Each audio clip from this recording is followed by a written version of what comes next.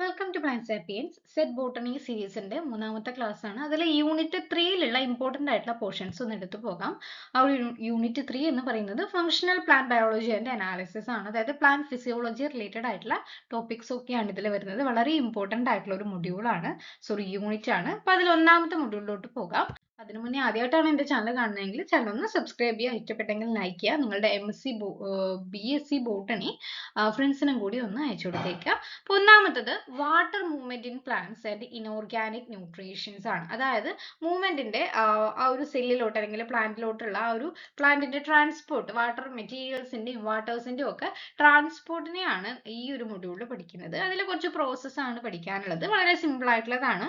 Diffusion എന്താണ്, osmosis എന്താണെന്നൊക്കെ പഠിക്കാം. അപ്പൊ ഡിഫ്യൂഷൻ അറിയാം, പാസീവ് ആയിട്ട് എനർജി ആവശ്യമില്ലാത്ത ഹയർ കോൺസെൻട്രേഷനിൽ നിന്ന് ലോവർ കോൺസെൻട്രേഷനിലേക്ക് സിംപ്ലി മൂവ് ചെയ്യുന്നതിനെയാണ് ഒരു ഇക്വിലിബ്രിയം എത്തുന്നത് വരെ മൂവ് ചെയ്തതിനെയാണ് ഡിഫ്യൂഷൻ എന്ന് പറയുന്നത്. അതിൽ ഓക്സിജന്റെ ഒക്കെ കേസ്, അതായത് സെല്ല് അല്ലെങ്കിൽ സെൽ ടു സെൽ ട്രാൻസ്പോർട്ട് എന്ന് പറയുമ്പോൾ ഓക്സിജൻ, അതായത് കാർബൺ ഡൈ ഓക്സൈഡും ഓക്സിജനും ഒക്കെ ലീവ്സിലോട്ട് എൻ്റർ ചെയ്യുന്നതും എക്സിറ്റ് ചെയ്യുന്നതും ഒക്കെ അങ്ങനെ ഓക്സിജന്റെ ഒക്കെ ട്രാൻസ്പോർട്ട് ആണെങ്കിൽ അത്തരം കേസിലാണ് നമ്മൾ ഡിഫ്യൂഷൻ എന്നുള്ള പേര് കൊടുക്കുന്നത്. ഇവിടെ എനർജി ആവശ്യമില്ല. രണ്ടാമത്തത് ഫെസിലിറ്റേറ്റഡ് ഡിഫ്യൂഷൻ എന്ന് പറയുമ്പോൾ ഇവിടെ ചില ആയിട്ടുള്ള കുറച്ച് ആൾക്കാർ ആവശ്യമാണ്. അതെന്താണ്? മെംബ്രെയിൻ പ്രോട്ടീൻസ് ആണ്. അതായത് പ്രോട്ടീൻ ചാനൽസ്, കരിയർ പ്രോട്ടീൻ, ഇങ്ങനെയുള്ള ആൾക്കാരുടെ സഹായത്തോടു കൂടി ഡിഫ്യൂഷൻ നടക്കുന്നുണ്ടെങ്കിൽ ഫെസിലിറ്റേറ്റഡ് ഡിഫ്യൂഷൻ എന്ന് പറയും. അവിടെയും ATP ആവശ്യമില്ല. ഓക്കെ, അപ്പൊ ഇവിടെ മെയിൻ ആയിട്ട് ഈ ഗ്ലൂക്കോസ് മോളിക്യൂൾസിന്റെ ഒക്കെ ട്രാൻസ്പോർട്ട് നടക്കുന്നത് ഈ ഒരു ഫെസിലിറ്റേറ്റഡ് ഡിഫ്യൂഷൻ വഴിയാണ്. ഓക്കെ, സാച്ചുറബിൾ ആ ഒരു ട്രാൻസ്പോർട്ട്, മാക്സിമം ട്രാൻസ്പോർട്ട് ആയിരിക്കും ഈ ഒരു ചാനൽ പ്രോട്ടീൻസും കരിയർ പ്രോട്ടീൻസും യൂസ് ചെയ്തിട്ട് നടക്കുമ്പോൾ ചെയ്യുന്നത്. ഇനി പ്രഷർ ഡ്രിവൺ ബൾക്ക് ഫ്ലോ എന്ന് പറയുന്നത് വാട്ടറിന്റെ മൂവ്മെന്റ് ആണ്. അതായത് പ്രഷർ ഡിഫറൻസ് ബേസ് ചെയ്തിട്ട് വാട്ടർ മോളിക്യൂൾസ് മൂവ് ചെയ്യുന്നതാണ് പ്രഷർ ഡ്രിവൺ ബൾക്ക് ഫ്ലോ എന്ന് പറയുന്നത്. ഡിഫ്യൂഷനേക്കാളും കുറച്ചും കൂടി ഫാസ്റ്റർ ആണ്. ഡിഫ്യൂഷൻ എന്ന് പറയുമ്പോൾ അവിടെ കോൺസെൻട്രേഷൻ ബേസ് ചെയ്തിട്ടാണ്, ഇവിടെ പ്രഷർ ബേസ് ചെയ്തിട്ടാണ്. അതായത് സൈലത്തിലും ഫ്ലോയത്തിലും ഒക്കെയുള്ള ആ ഒരു മൂവ്മെന്റ് ഉണ്ടല്ലോ, സൈലത്തിലൂടെ മുകളിലോട്ടുള്ള ആ ഒരു അപ്വാർഡ് മൂവ്മെന്റ് ഒക്കെ ഒരു റൂട്ട് പ്രഷർ ഒക്കെ ബേസ് ചെയ്തിട്ടാണ്, ട്രാൻസ്പിറേഷൻ പുള്ള് ബേസ് ചെയ്തിട്ടാണെന്നൊക്കെ പഠിച്ചിട്ടുണ്ട് അല്ലെ. ഇമ്പോർട്ടൻറ്റ് ഫോർ ആ ഒരു ലോങ് ഡിസ്റ്റൻസ് ആയിട്ടുള്ള ഒരു ത്രൂ ഔട്ട് വലിയ ബ്രാഞ്ചസ് ഉള്ള വലിയ ട്രീസിലൊക്കെ ഉള്ള ആ ഒരു transport, ascend of sap, translocation എന്ന് പറയുന്ന പ്രോസസ് ഒക്കെ പഠിച്ചിട്ടുണ്ട്. അതിൽ അസെൻഡ് ഓഫ് സാപ്പ് ഒക്കെ പ്രഷർ ഡ്രിവൺ ആണ്. ദെൻ ഇമ്പോർട്ടൻ്റ് ആയിട്ടുള്ളതാണ് ഓസ്മോസിസ് എന്ന് പറയുന്നത്. ഓസ്മോസിസ് എന്ന് പറയുമ്പോൾ it's A kind of diffusion but through A semi permeable membrane and it's only applicable for water. Okay, movement of water through selectively permeable membraneous osmosis. ഇവിടെയും higher to lower water potential ആണ്, ATP ആവശ്യമില്ല. Next എന്താണ് water potential? ഇനി ഇതുമായിട്ട് relate ചെയ്തിട്ട് active ട്രാൻസ്പോർട്ടും കൂടി പറയാനുണ്ട്. അപ്പൊ നമ്മൾ ആദ്യം വാട്ടർ പൊട്ടൻഷ്യൽ എന്താണെന്ന് പറയാം. ഈ വാട്ടർ പൊട്ടൻഷ്യലിനെ psi W എന്നാണ് നമ്മൾ സൂചിപ്പിക്കുന്നത്. അതിന്റെ ഫോർമുല പഠിക്കണം. psi W is equal to psi S plus psi P. അതായത് സൊല്യൂട്ട് പൊട്ടൻഷ്യൽ അത് എപ്പോഴും നെഗറ്റീവ് ആയിരിക്കും, പ്ലസ് പ്രഷർ പൊട്ടൻഷ്യൽ. ഓക്കെ, ഇവ രണ്ടും ആഡ് ചെയ്തിട്ടുള്ളതാണ് വാട്ടർ പൊട്ടൻഷ്യൽ എന്ന് പറയുന്നത്. ഓക്കെ, വാട്ടർ ഓൾവേസ് മൂവ് ചെയ്യുന്നത് ഹയർ വാട്ടർ പൊട്ടൻഷ്യലിൽ നിന്ന് ലോവർ വാട്ടർ പൊട്ടൻഷ്യൽ ആയിരിക്കും എന്നും കൂടി ഒന്ന് ഓർത്ത് വെച്ചേക്കാം. നെക്സ്റ്റ് ആണ് അക്വാപോറിൻസ്. ഓക്കെ, അതിനു മുന്നേ ആക്റ്റീവ് ട്രാൻസ്പോർട്ട് എന്ന് പറയുമ്പോൾ അവിടെയും ഈ ഒരു ചാനൽ പ്രോട്ടീൻ, കരിയർ പ്രോട്ടീൻസ് ഒക്കെ യൂസ് ചെയ്യുന്നുണ്ട്. പക്ഷേ ഈ ഒരു വാട്ടർ മോളിക്യൂൾസിന്റെ മൂവ്മെന്റ് അല്ലെങ്കിൽ മോളിക്യൂൾസിന്റെ മൂവ്മെന്റ് എന്ന് പറയുന്നത് നോട്ട് വാട്ടർ മോളിക്യൂൾസ്, ഓർഗാനിക് മോളിക്യൂൾസിന്റെ movement lower concentration to higher concentration ആണ്. അവിടെ ATP ആവശ്യമാണെന്ന് കൂടി ഒന്ന് പഠിച്ചു വെച്ചേക്കാം. അക്വാപോറിൻസ് എന്ന് പറയുമ്പോൾ ഈ ഒരു പ്ലാസ്മ മെംബ്രെയിനിലും നമ്മുടെ വാക്യൂൾസിന്റെ ഒക്കെ ആ ഒരു ലെയർ ഉണ്ടല്ലോ, ടോണോപ്ലാസ്റ്റിന്റെ ഒക്കെ ആ ഒരു അതിൽ സിറ്റുവേറ്റ് ചെയ്തിട്ടുള്ള വാട്ടർ ചാനൽ പ്രോട്ടീൻസ് ആണ് അക്വാപോറിൻസ്. അതായത് വാട്ടറിന്റെ പെർമിബിലിറ്റി ഇൻക്രീസ് ചെയ്യാനും വാട്ടർ ട്രാൻസ്പോർട്ട് റെഗുലേറ്റ് ചെയ്യാനൊക്കെ, ഡ്രോട്ട്, സ്ട്രെസ് കണ്ടീഷനിലൊക്കെയാണ് അക്വാപോറിൻസിന്റെ ആക്ടിവിറ്റി വരുന്നത്. നെക്സ്റ്റ് വരുന്നതാണ് ക്യാവിറ്റേഷൻ എന്ന് പറയുന്ന ഒരു ടേം. അതായത് സൈലത്തിന്റെ ഉള്ളിൽ ഫോം ചെയ്യുന്ന ചില എയർ ബബിൾസ് ആണ്. അതായത് ആ ഒരു വാട്ടർ കോളം ഉണ്ടായിരിക്കുമല്ലോ, സൈലം ട്രാൻസ്പോർട്ട്, വാട്ടർ ട്രാൻസ്പോർട്ട് ആണല്ലോ സൈലത്തിലൂടെ ഉള്ളത്. അപ്പൊ ആ ഒരു വാട്ടർ കോളംസിന്റെ ആ ഒരു കണ്ടിന്യൂസ് ആയിട്ടുള്ള ആ ഒരു വാട്ടർ കോളം ബ്രേക്ക് ചെയ്യാൻ വേണ്ടിയിട്ട് സൈലത്തിന്റെ ഇൻസൈഡ് ആയിട്ട്, അത് വാട്ടർ ട്രാൻസ്പോർട്ട് ആവശ്യമില്ല, റെഡ്യൂസ് ചെയ്യേണ്ട സമയത്ത് റെഡ്യൂസ് ചെയ്യാൻ വേണ്ടിയിട്ട് നടത്തുന്ന ഒരു ആക്ടിവിറ്റിയാണ് ക്യാവിറ്റേഷൻ എന്ന് പറയുന്നത്. ഓക്കെ, നെക്സ്റ്റ് ആണ് എംപോളിസം എന്ന് പറയുന്നത്. എംപോളിസം എന്ന് പറയുന്നത് ഈ ഒരു ക്യാവിറ്റേഷൻ എന്ന് പറയുന്ന പറയുന്ന പ്രോസസ്സ് വഴി സൈലത്തിൽ എയർ ബബിൾസ് ഉണ്ടാകും. ആ ഒരു എയർ ബബിൾസ് കാരണം സൈലം വെസൽസിന്റെ ബ്ലോക്കേജ് ഉണ്ടാവുമല്ലോ, ബ്ലോക്കേജ് ഉണ്ടായിട്ടാണ്, അതായത് ക്യാവിറ്റേഷന്റെ റിസൾട്ട് ആണ് എംബോളിസം എന്ന് പറയുന്നത്. ആ ഒരു കണ്ടക്ഷൻ, ആ ഒരു ഹൈഡ്രോളിക് കണ്ടക്ടിവിറ്റി എന്ന് പറയുന്നത് അവിടെ കുറയും അല്ലെങ്കിൽ സ്റ്റോപ്പ് ചെയ്യാം. ഓക്കെ, നെക്സ്റ്റ് ആണ് സ്റ്റൊമാറ്റൽ ഫിസിയോളജി. സ്റ്റൊമാറ്റയുടെ ഒക്കെ ഈ ഒരു പ്രോസസ് ഒക്കെ വളരെ ഡീറ്റെയിൽഡ് ആയിട്ട് തന്നെ ഞാൻ ഓൾറെഡി എൻ്റെ ക്ലാസ്സിൽ അപ്ലോഡ് ചെയ്തിട്ടുണ്ട്, സോറി എൻ്റെ ചാനലിൽ അപ്ലോഡ് ചെയ്തിട്ടുണ്ട് കേട്ടോ. അപ്പോൾ സ്റ്റൊമാറ്റൽ ഫിസിയോളജി എന്ന് പറയുമ്പോൾ, സ്റ്റൊമാറ്റ എന്ന് പറയുമ്പോൾ എന്തിനൊക്കെയാണ്? ഗ്യാസ് എക്സ്ചേഞ്ചിനും ട്രാൻസ്പിറേഷനും കൂളിങ്ങിനുമാണ് സഹായിക്കുന്നത്. അപ്പോൾ അതിൽ ഫിസിയോളജി എന്ന് പറയുമ്പോൾ opening and closing of stomata, അതിന്റെ സ്ട്രക്ചറിൽ ഈ ഒരു ഗാർഡ് സെല്ലിന്റെ ഓപ്പണിങ്ങും ക്ലോസിങ്ങും എങ്ങനെയാണ്? അതിൽ ഓപ്പണിംഗ് എന്ന് പറയുമ്പോൾ ഒരു പൊട്ടാസ്യം അയോൺ കോൺസെൻട്രേഷൻ ബേസ് ചെയ്തിട്ടാണ്. K+ എന്ത് ചെയ്യും? ഗാർഡ് സെല്ലിലോട്ട് എൻ്റർ ചെയ്യും, വെള്ളം എൻ്റർ ചെയ്യും. ഓക്കെ, ആ ഒരു വെള്ളം K+ ഗാർഡ് സെല്ലിലോട്ട് എൻ്റർ ചെയ്യുമ്പോൾ ആ ഒരു ഗാർഡ് സെല്ലിന്റെ ഉള്ളിലുള്ള സൊല്യൂട്ട് കോൺസെൻട്രേഷൻ കൂടുതലാവുമ്പോൾ വാട്ടർ കോൺസെൻട്രേഷൻ അവിടെ കുറയാണ് ചെയ്യുക. അപ്പൊ പുറമേ നിന്ന് ആ ഒരു സബ്സിഡറി സെല്ലിൽ നിന്ന് വാട്ടർ മോളിക്യൂൾസ് ഗാർഡ് സെല്ലിലോട്ട് കയറുകയും ഗാർഡ് സെല്ല് ടർജിഡ് ആവുകയും സ്റ്റൊമാറ്റ ഓപ്പൺ ആവുകയും ചെയ്യും. ഇതിന്റെ നേരെ ഓപ്പോസിറ്റ് ആയപ്പോൾ ഇവിടെ ഇപ്പോൾ സൊല്യൂട്ട് കോൺസെൻട്രേഷൻ, വാട്ടർ കോൺസെൻട്രേഷൻ കൂടി കഴിഞ്ഞാൽ വാട്ടർ ഇവിടുന്ന് പുറത്തേക്കാണല്ലോ പോകുക, അതായത് K+ ഈ ഒരു ഗാർഡ് സെല്ലിൽ നിന്ന് പുറത്തോട്ടേക്ക് ലീവ് ചെയ്യും, വാട്ടർ അവിടെ തന്നെ ഉണ്ടായിരിക്കും. അപ്പൊ ഗാർഡ് സെല്ല് എന്ന് പറയുന്നത് ഫ്ലാക്സിഡ് ആയിട്ട് മാറും, സ്റ്റൊമാറ്റ ക്ലോസ് ചെയ്യും. ഓക്കെ, അതാണ് മെയിൻലി. അത് കൂടാതെ ഈ ഒരു നൈറ്റ് ടൈമിൽ ഡ്രോട്ട് കണ്ടീഷന്റെ സമയത്ത് ഹെൽപ്പ് ചെയ്യുന്നതിനാണ് നമ്മൾ സ്റ്റൊമാറ്റൽ ക്ലോഷറിനെ ഹെൽപ്പ് ചെയ്യുന്നത് ഫൈറ്റോ ഹോർമോൺ ആയിട്ടുള്ള അബ്സിസിക് ആസിഡ് ആണ്. ഫൈറ്റോ ഹോർമോൺ ആയിട്ടുള്ള അബ്സിസിക് ആസിഡ് ആണെന്നും കൂടി ഒന്ന് ഓർത്ത് വെച്ചേക്കാം. ഓക്കെ, നെക്സ്റ്റ് ആണ് മൈക്കലീസ് മെന്റൽ കൈനറ്റിക്സ്. വളരെ ഇമ്പോർട്ടന്റ് ആണ്. V = ആ ഒരു ഗ്രാഫ് ഒക്കെ ബേസ് ചെയ്തിട്ട് വളരെ സിമ്പിൾ ആയിട്ട് ഞാൻ എൻ്റെ ക്ലാസ്സിൽ അപ്ലോഡ് ചെയ്തിട്ടുണ്ട്. Okay, Vmax concentration of S, Michaelis മെന്റൽ കൈനറ്റിക്സ് ആ ഒരു constant plus concentration of substrate ആണ്. ഇമ്പോർട്ടന്റ് ആയിട്ടുള്ള terms Vmax, half Vmax. Okay, അതായത് മാക്സിമം ട്രാൻസ്പോർട്ട് റേറ്റ് എന്താണ് എന്നുള്ളതാണ് Vmax. Km എന്ന് പറയുന്നത് കോൺസ്റ്റന്റ് ആണ്, അഫിനിറ്റി കോൺസ്റ്റന്റ് ആണ്.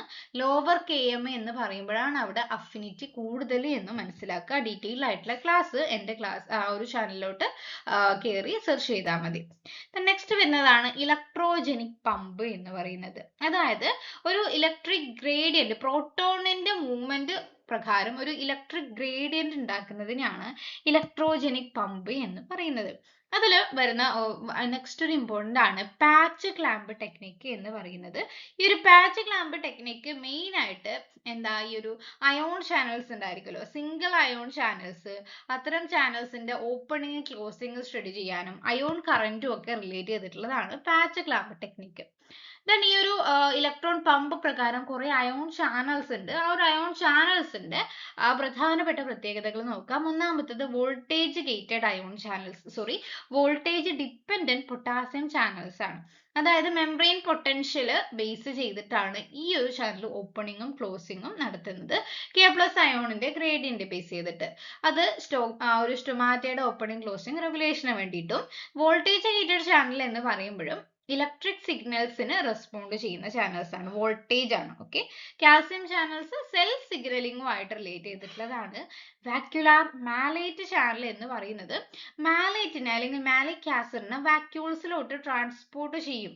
ആ ഒരു സമയത്ത് ഒരു ട്രാൻസ്പോർട്ടിനെ ഹെൽപ്പ് ചെയ്യാൻ വേണ്ടിയിട്ടുള്ള ചാനലും ഒരു മാലിക് ആസിഡിനെ ട്രാൻസ്പോർട്ട് ചെയ്യുന്ന ചാനലും കൂടാതെ ഓസ്മോട്ടിക് ബാലൻസ് മെയിൻറ്റെയിൻ ചെയ്യാൻ ഹെൽപ്പ് ചെയ്യുന്ന ചാനലുമാണ്. ഓക്കെ, ഇതൊരു ഇലക്ട്രോജനിക് പമ്പ് പറഞ്ഞു. ഇനി അടുത്തത് ഇലക്ട്രോ കെമിക്കൽ പൊട്ടൻഷ്യൽ ഗ്രേഡിയന്റ് എന്ന് പറയുമ്പോൾ കോൺസെൻട്രേഷൻ ഗ്രേഡിയന്റും ഉണ്ട്, അവിടെ ഇലക്ട്രിക് ഗ്രേഡിയന്റും ഉണ്ട്. അതായത് അയോൺസിന്റെ മൂവ്മെന്റിനെ ഡിറ്റർമൈൻ ചെയ്യാൻ വേണ്ടിയിട്ടാണ് ഈ ഒരു ഇലക്ട്രോ കെമിക്കൽ പൊട്ടൻഷ്യൽ ഗ്രേഡിയന്റ്. അപ്പൊ ഈ ഒരു ഗ്രേഡിയന്റ് ഒക്കെ ബേസ് ചെയ്തിട്ട് ATPase പമ്പ് ഉണ്ട്, അതായത് ATP സിന്തസിസിന് വേണ്ടിയിട്ട്, അതായത് ATPനെ ഹൈഡ്രോലൈസ് ചെയ്യുന്നു, എനർജി യൂസപ്പ് ചെയ്യാൻ വേണ്ടിയിട്ടാണ് ഈ ഒരു ATPase പമ്പ് എന്ന് പറയുന്നത്. അതായത് പുറത്തു നിന്ന് ആ ഒരു സെല്ലിന്റെ ഔട്ട്സൈഡിൽ നിന്ന് H പ്ലസിനെ pump H plus outside the cell, outside ആ സെല്ലിന്റെ ഔട്ട്സൈഡിലോട്ട് H പ്ലസിനെ പമ്പ് ചെയ്യാനും അവിടെ പ്രോട്ടോൺ ഗ്രേഡിയന്റ് ഉണ്ടാക്കാൻ വേണ്ടിയിട്ടും അതൊരു ആക്റ്റീവ് ട്രാൻസ്പോർട്ട് ഉണ്ടെങ്കിൽ ആ ഒരു ആക്റ്റീവ് ട്രാൻസ്പോർട്ടിന് വേണ്ടിയിട്ട് ഡ്രൈവ് ചെയ്യാനും ഒക്കെയാണ് ATPase പമ്പ് ഹെൽപ്പ് ചെയ്യുന്നത്. പ്ലാസ്മ മെംബ്രെയിൻ H പ്ലസ് ആ ഒരു പ്ലാസ്മ മെംബ്രെയിനിൽ സിറ്റുവേറ്റ് ചെയ്തിട്ടുള്ള ATPase ഉണ്ട്. വാക്യുലാർ ആ ഒരു ടോണോപ്ലാസ്റ്റിൽ സിറ്റുവേറ്റ് ചെയ്തിട്ടുള്ള ATPase ഉണ്ട്. നെക്സ്റ്റ് നേൺസ്റ്റ് ഇക്വേഷൻ ആണ്. നേൺസ്റ്റ് ഇക്വേഷൻ എന്ന് പറയുന്നത് ഇക്വിലിബ്രിയം പൊട്ടൻഷ്യൽ കാൽക്കുലേറ്റ് ചെയ്യാൻ, അതായത് മെംബ്രെയിൻ പൊട്ടൻഷ്യൽ, അയോൺ മൂവ്മെന്റിന്റെ പ്രഡിക്ഷൻ, ട്രാൻസ്പോർട്ടിന്റെ സ്റ്റഡീസ്, ആ ഒരു വാട്ടർ മോളിക്യൂൾസിന്റെയും അയോൺസിന്റെയും ഒക്കെ ട്രാൻസ്പോർട്ട് സ്റ്റഡി ചെയ്യാൻ വേണ്ടിയിട്ടാണ് നേൺസ്റ്റ് ഇക്വേഷൻ മെയിൻ ആയിട്ട് യൂസ് ചെയ്യുന്നത്. ഓക്കെ, നെക്സ്റ്റ് ആണ് നൈട്രജൻ മെറ്റബോളിസം. ഇത് ഓരോ ക്ലാസ് ആയിട്ട് വളരെ ഡീറ്റെയിൽഡ് ആയിട്ട് ആ ഒരു പ്ലേലിസ്റ്റ് ആയിട്ട് തന്നെ ഞാൻ ഓൾറെഡി അപ്ലോഡ് ചെയ്തിട്ടുണ്ട്. ഇപ്പൊ നൈട്രജൻ മെറ്റബോളിസം എന്ന് പറയുമ്പോൾ ആ ഒരു ഓവറോൾ പ്രോസസ് ആണ്, നൈട്രജൻ സൈക്കിൾ ആണ് അല്ലെ. അതായത് അറ്റ്മോസ്ഫറിക് നൈട്രജൻ ലൈറ്റനിങ് വഴിയും അല്ലെങ്കിൽ ബയോളജിക്കൽ നൈട്രജൻ ഫിക്സേഷൻ ഒക്കെ വഴി എന്ത് ചെയ്യുന്നുണ്ട്, ഡികമ്പോസിഷൻ ഒക്കെ വഴി നൈട്രജന്റെ ഫിക്സേഷൻ നടക്കും. ആ ഒരു നൈട്രജനെ അമോണിയ ആയിട്ട് കൺവേർട്ട് ചെയ്യുന്നു. അതിനെ പിന്നെ നൈട്രിഫിക്കേഷൻ, അതായത് പ്ലാന്റ്സിന് അബ്സോർബ് ചെയ്യാൻ പറ്റുന്ന രീതിയിലുള്ള യൂസ്ഫുൾ ആയിട്ടുള്ള പ്രൊഡക്റ്റ് നൈട്രിഫിക്കേഷൻ, നൈട്രൈറ്റും നൈട്രേറ്റും ഒക്കെ ഫോം ചെയ്യുന്നു. അത് പ്ലാന്റ് അപ്ടേക്ക് ചെയ്യുന്നു. പ്ലാന്റ് അതിനെ അസിമിലേഷൻ യൂസ് ചെയ്യുന്നു. ഓർഗാനിക് കോമ്പൗണ്ട് ഡികമ്പോസിഷൻ നടന്നു. സൈക്കിള് പിന്നെയും കണ്ടിന്യൂ ചെയ്യുന്നു. ഇതാണ് നൈട്രജൻ സൈക്കിളിന്റെ മെയിൻ ആയിട്ടുള്ള പ്രോസസ്സ്. അപ്പൊ അതില് ആ ഒരു ഫിക്സേഷൻ ഒക്കെ ഡീറ്റെയിൽഡ് ആയിട്ട് എടുത്തിട്ടുണ്ട്. ഇമ്പോർട്ടന്റ് ആയിട്ട് വരുന്ന ഒന്നാണ് നൈട്രേറ്റ് അസിമിലേഷൻ എന്ന് പറയുന്നത്. അതായത് നൈട്രേറ്റ് അസിമിലേഷൻ എന്ന് പറയുമ്പോൾ NO3 മൈനസ് നൈട്രേറ്റിനെ നൈട്രേറ്റ് റിഡക്റ്റേസിന്റെ പ്രസൻസിൽ നൈട്രൈറ്റ് ആക്കി മാറ്റുന്നു. ഓക്കെ, ആ നൈട്രൈറ്റിനെ നൈട്രൈറ്റ് റിഡക്റ്റേസിന്റെ പ്രസൻസിൽ അമോണിയ ആക്കി മാറ്റുന്നു. അമോണിയയിൽ നിന്ന് അമിനോ ആസിഡ് ഉണ്ടാകുന്നു. ആ ഒരു പ്രോസസ് ആണ് നൈട്രേറ്റ് അസിമിലേഷൻ. ഇതിൽ ഹെൽപ്പ് ചെയ്യുന്ന എൻസൈംസിന്റെ പേരൊക്കെ ഇൻക്ലൂഡ് ചെയ്തിട്ട് ഡീറ്റെയിൽഡ് ആയിട്ടുള്ള ക്ലാസ് ഓൾറെഡി അപ്ലോഡഡ് ആണ്. Then BNF biological nitrogen fixation എന്ന് പറയുന്നത് നൈട്രജനെ അറ്റ്മോസ്ഫറിക് നൈട്രജനെ അമോണിയ ആക്കി മാറ്റുന്ന പ്രോസസ് ആണ്. ഓക്കെ, അറ്റ്മോസ്ഫറിക് നൈട്രജൻ അമോണിയ ആക്കി മാറ്റുന്ന പ്രോസസ് ആണ്. ഇതിൽ ഹെൽപ്പ് ചെയ്യുന്ന എൻസൈം ആണ് നൈട്രോജനേസ്. അതിന്റെ സ്ട്രക്ചർ ഒക്കെ വളരെ വളരെ ഇമ്പോർട്ടന്റ് ആണ്. മെയിൻലി ഇതിന് ATP ആവശ്യമാണ്.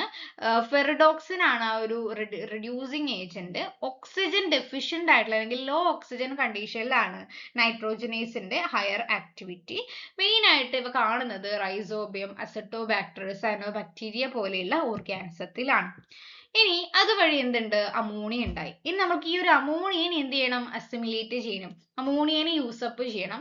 അതിനാണ് അമോണിയ അസിമിലേഷൻ. അതിൽ മെയിൻലി GS ഗൊഗാർഡ് സൈക്കിൾ ആണ്. ഓക്കെ, GS എന്ന് പറയുന്നത് ഗ്ലൂട്ടാമൈൻ സിന്തറ്റേസ് ആണ്. ഓക്കെ, അതായത് ഗ്ലൂട്ടാമൈനെ ഉണ്ടാക്കുക. ഗ്ലൂട്ടാമേറ്റ് അമോണിയ ആയിട്ട് കൂടിച്ചേർന്ന് ഗ്ലൂട്ടാമൈൻ ഉണ്ടാക്കുന്നു. ഇതിന് ATP ആവശ്യമാണ്. ഗൊഗാർഡ് എന്ന് പറയുന്നത് ഗ്ലൂട്ടാമൈനും ആൽഫ കീറ്റോ ഗ്ലൂട്ടാറേറ്റിൽ നിന്ന് ഗ്ലൂട്ടാമേറ്റിനെ സിന്തസൈസ് ചെയ്യുക. Okay, glutamine to oxo glutarate amino acyl transferase ആണ് ഈ ഒരു ഗൊഗാർഡിന്റെ ഫുൾ ഫോം. അതൊരു തവണ എക്സാമിന് ചോദിച്ചിട്ടുണ്ട്. ഓക്കെ, ദെൻ GDH എന്ന് പറയുന്നത് ഗ്ലൂട്ടാമേറ്റ് ഡിഹൈഡ്രോജനേസ് ആണ്. അതൊരു ആൾട്ടർനേറ്റീവ് പാത്വേ, ഒരു സ്ട്രെസ് കണ്ടീഷനിൽ യൂസ് ചെയ്യുന്ന ഒരു ആൾട്ടർനേറ്റീവ് പാത്വേ ആയിട്ട് റിലേറ്റ് ചെയ്തിട്ടുള്ളതാണ്. ഈ ഒരു നൈട്രോജനേസ് എന്ന് പറയുന്ന എൻസൈം ബയോളജിക്കൽ നൈട്രജൻ ഫിക്സേഷനുമായിട്ട് റിലേറ്റ് ചെയ്തിട്ട് അതിലൊരു അയേൺ പ്രോട്ടീൻ ഉണ്ട്. മോളിബ്ഡിനം അയേൺ പ്രോട്ടീനും ഉണ്ട്. ഹൈലി ഓക്സിജൻ സെൻസിറ്റീവ് ആണെന്ന് നമ്മൾ പഠിച്ചു. ഇനി എങ്ങനെയൊക്കെയാണ് പ്ലാന്റ്സിൽ ആ ഒരു അമിനോ ആസിഡ്സിന്റെ രൂപത്തിലും പല രീതിയിലാണ് ഈ ഒരു നൈട്രജന്റെ ട്രാൻസ്പോർട്ട്. അത് ഏതൊക്കെയാ, അമൈഡ്സ് ആയിട്ട് ഗ്ലൂട്ടാമൈൻ, ആസ്പെറാജിൻ പോലെയുള്ളത്. ദെൻ യുറൈഡ്സ് ആയിട്ട് അലൻറ്റോയിൻ, അലൻറ്റോയിക് ആസിഡ് അങ്ങനെയുള്ളത്. മെയിൻ ആയിട്ട് ഈ ഒരു നൈട്രജന്റെ ഫിക്സേഷൻ ഒക്കെ ലെഗ്യൂംസിലാണ്. റൈസോബിയോ ആയിട്ട് സിംബയോട്ടിക് അസോസിയേഷൻ കാണിക്കുന്നത് ഈ ഒരു ലെഗ്യൂംസിലൊക്കെ ആണെന്ന് പഠിച്ചിട്ടുണ്ട്. ഓക്കെ, Then next ആണ് ഫോട്ടോസിന്തസിസ്. ഓരോ സൈക്കിളും വളരെ ഇമ്പോർട്ടന്റ് ആണ്. ഓവറോൾ എന്താണ്, കാർബൺ ഡൈ ഓക്സൈഡും വാട്ടറും ലൈറ്റിന്റെ പ്രസൻസിൽ ഗ്ലൂക്കോസും ഓക്സിജനും ആയിട്ട് മാറുന്ന പ്രോസസ് ആണ് ഫോട്ടോസിന്തസിസ്. അതിൽ ഇലക്ട്രോൺ ട്രാൻസ്പോർട്ട്, അതായത് ഫോസ്ഫോറൈലേഷൻ എന്ന് പറയുന്ന പ്രോസസ്സ് പഠിക്കാനുണ്ട്. നോൺ സൈക്ലിക് ആൻഡ് സൈക്ലിക് ഫോസ്ഫോറൈലേഷൻ ഒക്കെ ഡീറ്റെയിൽഡ് ആയിട്ട് പഠിക്കാനുണ്ട്. അതൊക്കെ ഞാൻ ഓൾറെഡി അപ്ലോഡ് ചെയ്തിട്ടുണ്ട്. അതിൽ ഫോട്ടോസിസ്റ്റം 1, ഫോട്ടോസിസ്റ്റം 2 എന്ന് പറയുന്ന പ്രോസസ്സുകൾ ഉണ്ട്. അതിൽ ഫോട്ടോസിസ്റ്റം 2 എന്ന് പറയുന്ന പറയുന്നത് P680 ആണ് അതിന്റെ റിയാക്ഷൻ സെന്റർ. ഫോട്ടോസിസ്റ്റം 1 P700 ആണ്. ഇപ്പൊ ഇലക്ട്രോൺ ട്രാൻസ്പോർട്ടിന്റെ ഒരു ജനറൽ ആയിട്ടുള്ളതിനെ പ്ലാസ്റ്റോക്യൂനാണ്. ഒരു ലൈറ്റ് PS2 ക്ലോറോഫിൽ ആ ഒരു പെർട്ടിക്കുലർ വേവ് ലെങ്തിലുള്ള ലൈറ്റ് അബ്സോർബ് ചെയ്യുന്നു. അതിൽ ഇലക്ട്രോൺ ട്രാൻസ്പോർട്ട് ആ ഒരു ഇലക്ട്രോൺ എക്സൈറ്റേഷൻ ഉണ്ടാകുന്നു. അത് plastoquinone, cytochrome B6F, plastocyanin, then PS1, ഫെറിഡോക്സിൻ, NADPH. ഇത് നോൺ സൈക്ലിക് ആയിട്ടുള്ള ഫോട്ടോസ് റിലേഷൻ ആണ്. അതേപോലെ സൈക്ലിക്കും ഉണ്ട്, അതൊന്ന് നോക്കി വെക്കുക. ലൈറ്റ് ആദ്യം അബ്സോർബ് ചെയ്യും ഈ ഒരു പ്രോസസ്സിൽ. അപ്പൊ അതിനെ പിഗ്മെന്റ്സ് ഹെൽപ്പ് ചെയ്യുന്നത് ക്ലോറോഫിൽ എയും ബിയും ആണ് മെയിൻ ആയിട്ടുള്ള പിഗ്മെന്റ്സ്. കൂടാതെ കെരോട്ടിനോയിഡ് പോലെയുള്ള ആക്സസറി പിഗ്മെന്റ്സും റിയാക്ഷൻ സെന്റേഴ്സും ഉണ്ട്, നിങ്ങൾ പഠിച്ചത്. നെക്സ്റ്റ് ATP സിന്തസിസ് ആണ്. പ്രോട്ടോൺ ഗ്രേഡിയന്റ് ബേസ് ചെയ്തിട്ട് കെമിയോ ഓസ്മോസിസ് വഴി ATPase എൻസൈമിന്റെ സഹായത്തോടെയാണ് ATP സിന്തസൈസ് ചെയ്യുന്നത്. ഓക്കെ, ഇനി പല തരത്തിലുള്ള ഈ ഒരു ഫോട്ടോസിന്തസിസിൽ നടക്കുന്ന റിയാക്ഷൻ ഉണ്ട്. അതിൽ ആദ്യം നമ്മൾ പഠിക്കുന്നത് ഈ ഒരു C3 സൈക്കിൾ C4 സൈക്കിൾ ഒക്കെ പഠിക്കുന്നില്ലേ, അതിൽ ഏറ്റവും ഇമ്പോർട്ടന്റ് ആയിട്ടുള്ള ഒരു ടൈപ്പ് ആണ് ഫോട്ടോ റെസ്പിറേഷൻ. C3 സൈക്കിളിൽ നടക്കുന്ന ഒരു വേസ്റ്റ്ഫുൾ പ്രോസസ് ആണ് ഫോട്ടോ റെസ്പിറേഷൻ എന്ന് പറയുന്നത്. റുബിസ്കോ അതായത് RUBP കാർബോക്സിലേസ് ഓക്സിജനേസ് എന്ന് പറയുന്നത് രണ്ട് രീതിയിലും ഓക്സിജനേസ് ആയിട്ടും കാർബോക്സിലേസ് ആയിട്ടും ആക്ട് ചെയ്യുന്നുണ്ട് അല്ലെ. അപ്പൊ ഈ റുബിസ്കോ ഓക്സിജന്റെ ആക്ടിവിറ്റി കൂടുന്ന സമയത്ത് ഓക്സിജനേസ് ആയിട്ട് ആക്ട് ചെയ്യുമ്പോഴാണ് ഈ ഒരു ഫോട്ടോ റെസ്പിറേഷൻ നടക്കുന്നത്. മെയിൻ ആയിട്ട് ക്ലോറോപ്ലാസ്റ്റും പെറോക്സിസോമും മൈറ്റോകോൺട്രിയ ആണ് ഇവിടെ യൂസ് ചെയ്യുന്ന ഒരു ഓർഗനൽസ്. ഇവിടെ ATPയുടെ ലോസും എക്സസ് ആയിട്ടുള്ള കാർബൺ ഡൈ ഓക്സൈഡിന്റെ റിലീസും ഫോട്ടോസിന്തസിസിന്റെ റേറ്റ് കുറയ്ക്കുകയും ചെയ്യുന്ന ഒരു വേസ്റ്റ്ഫുൾ പ്രോസസ് ആണ് ഫോട്ടോ റെസ്പിറേഷൻ. ഓക്കെ, അപ്പം ആ ഒരു ഇഫക്റ്റ് മെയിൻ ആയിട്ട് പഠിച്ചു വെച്ചേക്കാം.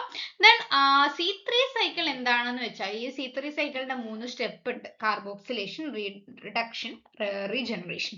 അതായത് റുബിസ്കോ എന്ന് പറയുന്ന എൻസൈമിന്റെ പ്രസൻസിൽ RUBP എന്ന് പറയുന്ന ആ ഒരു മോളിക്യൂളുമായിട്ട് ബേസ് ചെയ്തിട്ടാണ് ഈ ഒരു കാൽവിൻ സൈക്കിൾ C3 സൈക്കിള്. അതിന്റെ ഫസ്റ്റ് ഇമ്പോർട്ടന്റ് ആയിട്ടുള്ള പ്രൊഡക്റ്റ് ഏതാണ്, അതൊക്കെ ഡീറ്റെയിൽഡ് ആയിട്ട് പഠിക്കുക. ഈ ഒരു C3 സൈക്കിളിലാണ് ഫോട്ടോ റെസ്പിറേഷൻ നടക്കുന്നത്. ഈ ഒരു C3 സൈക്കിള് ഫോട്ടോ റെസ്പിറേഷൻ ഒഴിവാക്കാൻ വേണ്ടിയിട്ട് കൊണ്ടുവന്നിട്ടുള്ളതാണ് ഈ ഒരു C4 പാത്വേ എന്ന് പറയുന്നത്. ഇവിടെ മെയിൻ ആയിട്ട് ഫസ്റ്റ് പ്രൊഡക്റ്റ് ഒക്സാലോ അസറ്റിക് ആസിഡ് ആണ്. PEP കാർബോക്സിലേസ് ആണ് ഏറ്റവും ഇമ്പോർട്ടന്റ് ആയിട്ടുള്ള ഒരു എൻസൈം. then ഈ ഒരു C4 പാത്വേയിൽ ക്രാൻസ് അനാട്ടമി പ്രസന്റ് ആണ്. ഓക്കെ, അതായത് മീസോഫിൽ സെൽസ്, ക്ലോറോപ്ലാസ്റ്റ് ഈ രണ്ട് സെൽസിലാണ് ഈ ഒരു C4 പാത്വേ നടക്കുന്നത്. ഈ ഒരു C4 പാത്വേയിൽ C3യും ഇൻക്ലൂഡഡ് ആണ്. ഇവിടെ ഫോട്ടോ റെസ്പിറേഷൻ ഇല്ല, ഹൈ എഫിഷ്യന്റ് ആണ്, ടെമ്പറേച്ചർ അഡാപ്റ്റേഷൻ ഉണ്ട്. മെയിൻ ആയിട്ട് കാണുന്നത് മെയ്സ്, ഷുഗർ കെയിൻ ഒക്കെ ആണെന്ന് പഠിച്ചു വെച്ചേക്കാം. then CAM pathway, crassulacean acid metabolism pathway. Stomata, അതായത് നൈറ്റിൽ സ്റ്റൊമാറ്റ ഓപ്പൺ ആയിരിക്കും, ഡേ ടൈമിൽ സ്റ്റൊമാറ്റ ക്ലോസ് ആകും. അതിന് ഹെൽപ്പ് ചെയ്യുന്നതാണ് ഈ ഒരു CAM പാത്വേ എന്ന് പറയുന്നത്. Example pineapple, opuntia, agave. Advantage water conservation ആണ്, ട്രാൻസ്പിറേഷന്റെ റേറ്റ് ഒക്കെ റിഡ്യൂസ് ചെയ്യാൻ വേണ്ടിയിട്ട്. ഇതൊക്കെ ഡീറ്റെയിൽഡ് ആയിട്ട് ഓൾറെഡി എക്സ്പ്ലെയിൻ ചെയ്തിട്ടുണ്ട്. ഈ ഒരു ഫോട്ടോസിന്തസിസിൽ സുക്രോസ് ഉണ്ടാക്കുന്നുണ്ട്, സ്റ്റാർച്ചും ഉണ്ടാക്കുന്നുണ്ട് അല്ലെ. സൈറ്റോപ്ലാസത്തിലാണ് സുക്രോസ് സിന്തസൈസ് ചെയ്യുന്നത്. മെയിൻ ആയിട്ട് ഷുഗർ ആണ് ട്രാൻസ്പോർട്ട് ചെയ്യുന്നത്. സ്റ്റാർച്ച് എന്ന് പറയുമ്പോൾ ക്ലോറോപ്ലാസ്റ്റിലാണ്. അതൊരു ടെമ്പററി ആയിട്ടുള്ള ഒരു കാർബോഹൈഡ്രേറ്റ് സ്റ്റോറേജ് ആണ്. ഓക്കെ, then ഫ്ലോയം ലോഡിങ്ങും ഫ്ലോയം അൺലോഡിങ്ങും.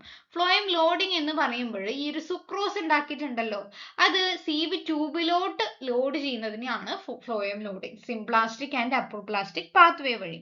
ഫ്ലോയം അൺലോഡിങ് എന്ന് പറയുന്നത് സീവ് ട്യൂബിൽ നിന്ന് സ്റ്റോറേജിലോട്ട്, ആ ഒരു സിങ്ക് ടിഷ്യൂസിലോട്ട് ഫുഡ് മോളിക്യൂൾസ് പാസ് ചെയ്യുന്നതാണ് ഫ്ലോയം അൺലോഡിങ് എന്ന് പറയുന്നത്. ഓക്കെ, നെക്സ്റ്റ് വരുന്നതാണ് പ്രഷർ ഫ്ലോ തിയറി അല്ലെങ്കിൽ മഞ്ച് ഹൈപ്പോസിസ്. അതായത് ട്രാൻസ്ലൊക്കേഷനുമായിട്ട് റിലേറ്റ് ചെയ്തിട്ട്, അതായത് ഗ്ലൂക്കോസ് മോളിക്യൂൾസ് അല്ലെങ്കിൽ സുക്രോസോ ഷുഗറോ അത് ഉണ്ടാക്കി പ്ലാന്റിന്റെ ലീഫിൽ, ക്ലോറോപ്ലാസ്റ്റിൽ. അപ്പോൾ ഒരു സോഴ്സിൽ നിന്ന് അത് ഉണ്ടാക്കിയിട്ട് ആ ഒരു സുക്രോസിനെ നമ്മൾ ഫ്ലോയത്തിലോട്ട് ലോഡ് ചെയ്യണം. സുക്രോസിനെ ആദ്യം ലോഡ് ചെയ്യുന്നു.